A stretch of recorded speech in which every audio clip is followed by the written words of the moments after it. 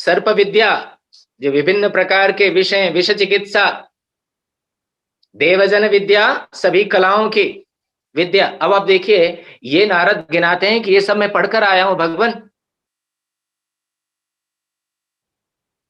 और आगे कहते हैं सोहम भगवो मंत्र वेदेवास्मि नात्मविद। लेकिन इतना पढ़ने के बाद भी मैं केवल मंत्रविद ही हूं, आत्मविद नहीं हूं।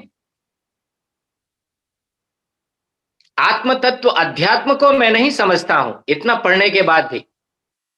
और श्रुतम येव में भगवत दृशेभ्य तरति लोकम आत्मविद। और मैंने आप जैसे लोगों से सुना है कि जो आत्मविद होता है वही लोक से पार जाता है, वही शोक से पार जाता है। सोहम भगवः सोचामि। इसलिए मैं इतना पढ़ने के बाद भी शोकग्रस्त रहता हूं।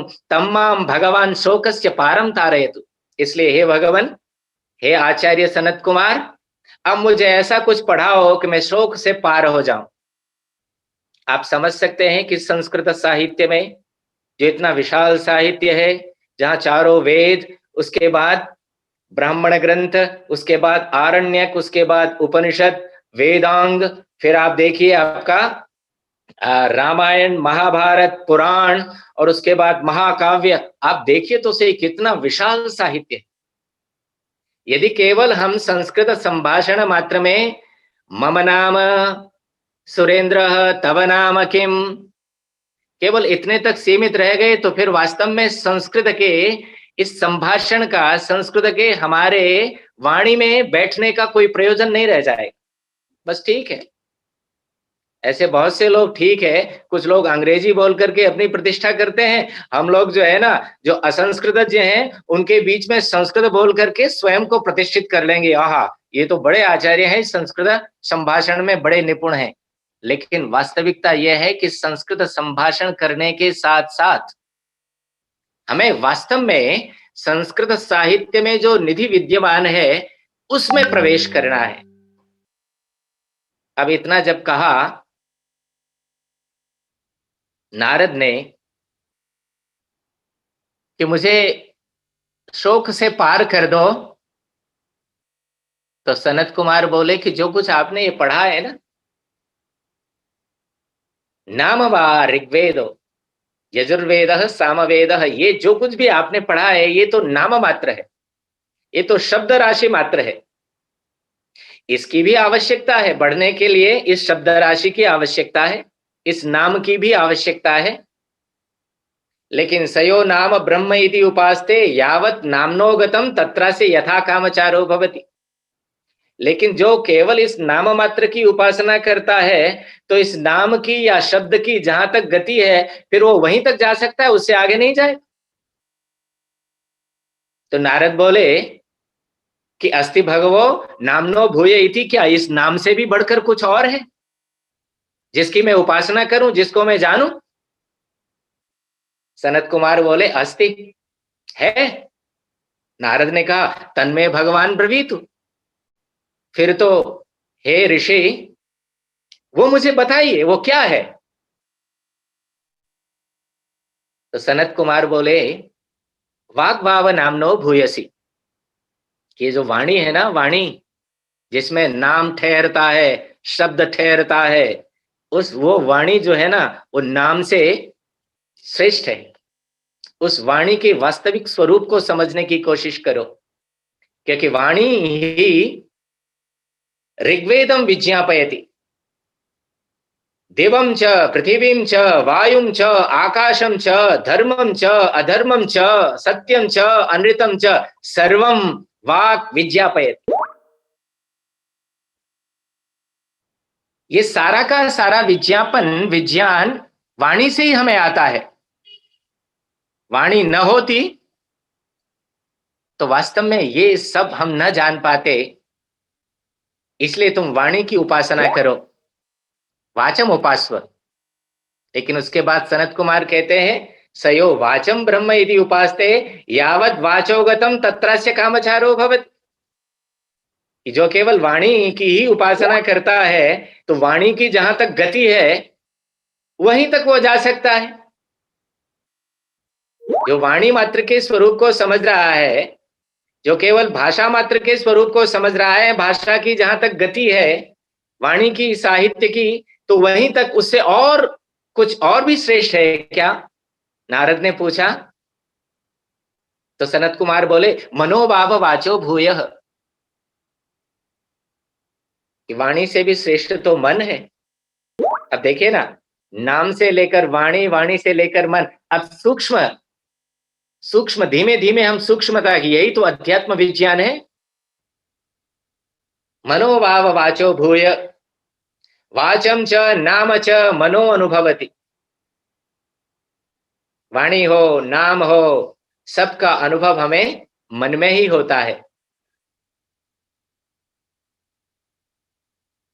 लेकिन सयो मनो ब्रह्म यदि उपास्ते, यावत् मनसः गतं तत्रासि यथा कामचारो भवति। केवल जो मन की उपासना करता है, उसकी गति तो वहीं तक होगी जहां तक मन की गति है। तो पूछा कि मन से भी कोई ऐसी चीज श्रेष्ठ है जिसको जीवन में धारण किया जाए? नारद पूछते हैं, अस्ति भगवो मनसो भूय इति। सनत कुमार बोले, अस्ति। नारद ने फिर कहा, तन्मे भगवान ब्रवीतु, फिर मुझे वो बताइए। तो कहा, संकल्पो भाव मनसो भूयान। संकल्प जो है ना, वो मन से भी श्रेष्ठ है, मन से भी बड़ा है। मन में संकल्प और विकल्प चलते हैं। जो व्यक्ति जितना संकल्पवान है, उसके मन में उतनी दृढ़ता आती है। जिसका मन जितना निष्कलुष है, निष्कपट है, उसकी वाणी में उतना ही सत्य है। जिसकी वाणी में जितना सत्य है, वो नाम और शब्द का उच्चारण भी उसी रूप में करता है। तो मन से भी बड़ा संकल्प है। इस तरह प्रश्न होते चलते हैं। पूछा कि संकल्प से भी बड़ा कोई है? तो कहा, संकल्प से बड़ा चित्त है, क्योंकि चित्त में सब कुछ चलता है। फिर पूछा, क्या चित्त से भी बड़ा कोई है? कि हाँ, चित्त से बड़ा ध्यान है, कंसंट्रेशन। चित्त से बड़ा ध्यान है।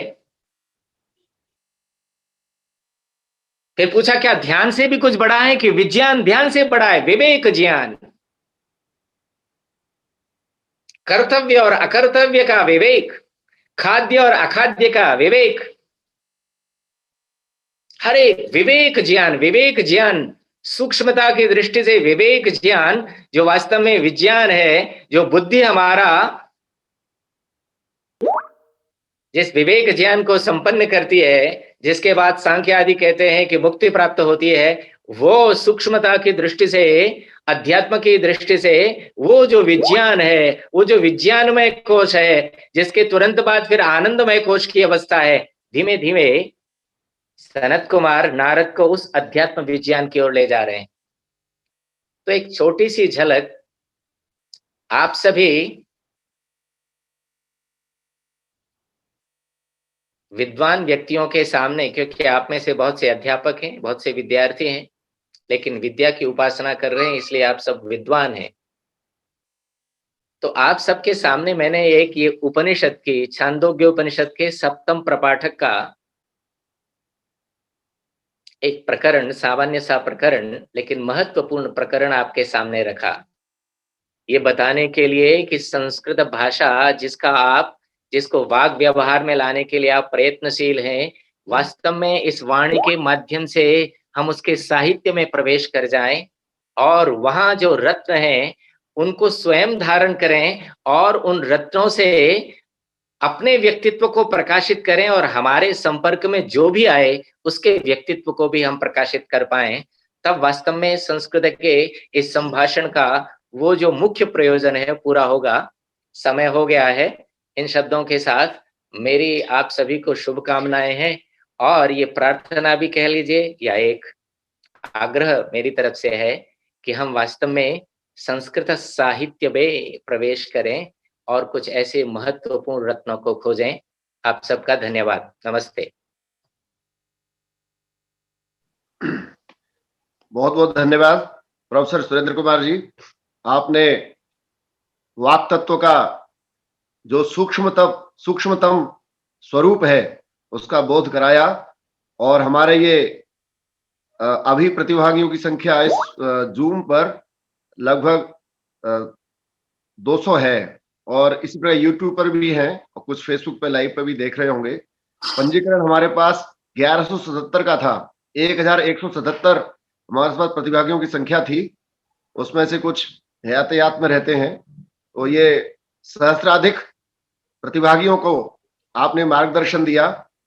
और जिस प्रकार से विद्या का क्षेत्र बहुत बड़ा है, इसी प्रकार से आपने जो वाक तत्व का बोध कराया है, निश्चय ही वह सूक्ष्म से स्थूल और सूक्ष्म के क्रम में परस्पर हमारे मन, वाक, बुद्धि आदि क्रम से हम निरंतर उसका अवगाहन करते रहेंगे। आपने जो समय दिया उसके लिए हमारे सभी प्रतिभागी आभारी हैं, आपका धन्यवाद करते हैं, पुनः पुनः धन्यवाद, आभार व्यक्त करते हैं। और मैं निवेदन करूंगा जयदेव वीर जी से कि जो शिविर का सामान्य क्रम है उसको उसमें प्रवृत्त हो। श्री जयदेव वीर जी।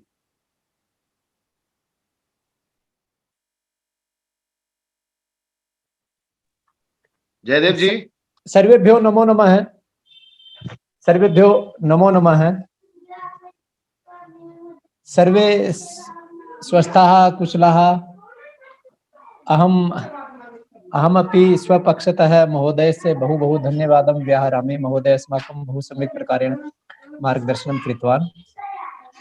मित्राणि, चलामः तर्हि आरम्भे एकं गीतं गायामः। अद्य अस्माकं यत् शिबिरं भविष्यति तत्र गीतानां शिक्षणम् इतोपि कथा कथनं। वयं सर्वे शिक्षकाः खलु, तो वयं ज्येष्ठान् न पाठयामः, वयं तु लघु लघु बालकान् पाठयामः।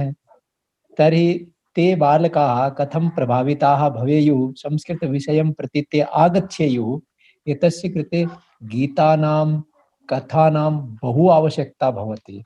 यदि वयं प्रतिदिनम् अथवा सप्ताहे द्विवारम् एकं गीतम् अथवा एकां कथां यदि श्रावयामः चेत् बालकाः बहु आनन्दिताः भवन्ति। वदन्ति, गुरुजी आज कौन सी कहानी सुनाओगे, आज कौन सा गीत सुनाओगे, एवं ते पृच्छन्ति। और तेषां किम इच्छा वृद्धि भवति और वो एक रोमांच जैसा होता है। स्वः गुरुजी किं श्रावयिष्यति, स्वः महोदय किं श्रावयिष्यति। तर्हि आरम्भे एकं शिविरगीतं गायामः, तत्पश्चात् तस्य उपरि चर्चां करिष्यामः।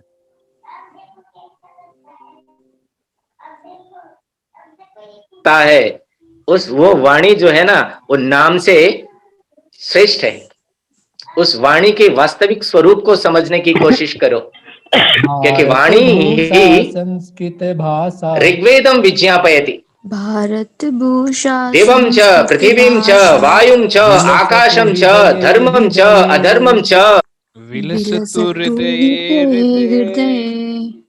संस्कृति रक्षा राष्ट्र समृद्धि, संस्कृति रक्षा राष्ट्र समृद्धि।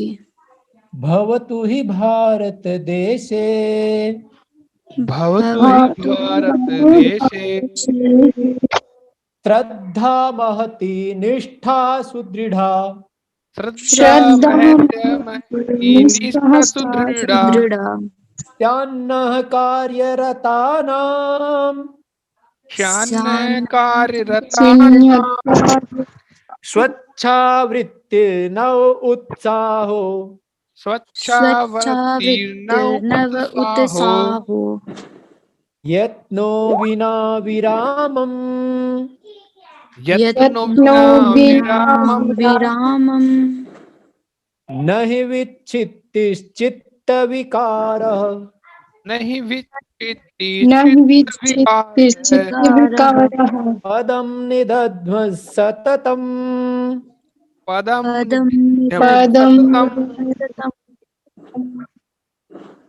सत्यपि कष्टे विपदि कदापि, सत्यपि कष्टे विपदि कदापि, वयं न यामो विरतिम्, वयं न यामो विरतिम्, श्वासे श्वासे रोमसुधमनुषु, श्वासे श्वासे श्वासे रोमसो धमनिषु संस्कृत वीणा क्वर्णनम संस्कृति वीणा कवनम चेतो वाणी प्राणः कायस् चेतो वाणी प्राणः प्राणः कायः काय